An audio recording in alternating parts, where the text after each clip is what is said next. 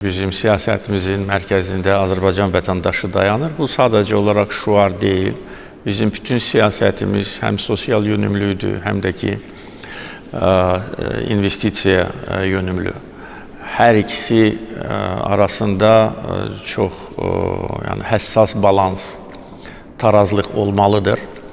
Eğer olmasa onda hiçbir ülke uğur qazana bilməz.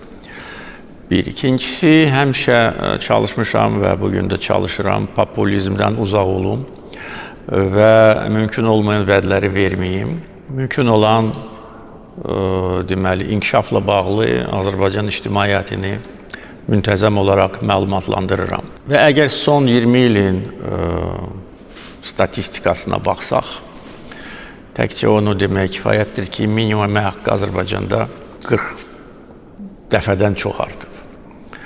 Düzdür, ilkin baza çox aşağı idi, amma bu artım da əldə edilmiş vəsait hesabına mümkün olmuşdur. Yani biz iqtisadi islahatları apararaq, neft, qaz layihələrini icra edərək ilk növbədə əldə edilən gəlirləri sosial sahəyə yönəldirdik.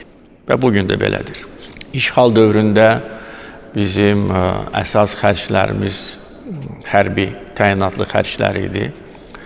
Ondan sonra təhsil xərcləri idi. Ondan sonra məcburi köçkünlər üçün nəzərdə tutulan xərclər idi.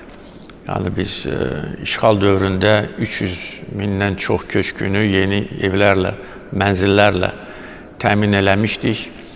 100-dən çox şəhərci inşa edilmişdir. Bu, əyani şəkildə niyyətimizi göstərir və bugün insanların rifah halını yaxşılaşdırmaq üçün sosial siyasət daha dəqiq aparılır.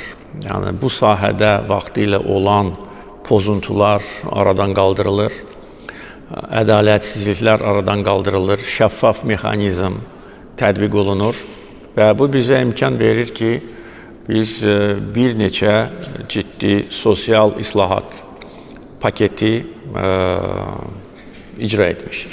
Daha doğrusu son 7 il ərzində 5 sosial islahat paketi icra edilmiştir və bu islahatların əhatə dairəsi 4 milyon insandır və haradasa 8 milyard manata yaxın olan vəsait. Təkcə keçən il 1,4 milyard büdcə vəsaiti bu məqsədlər üçün xərclənib.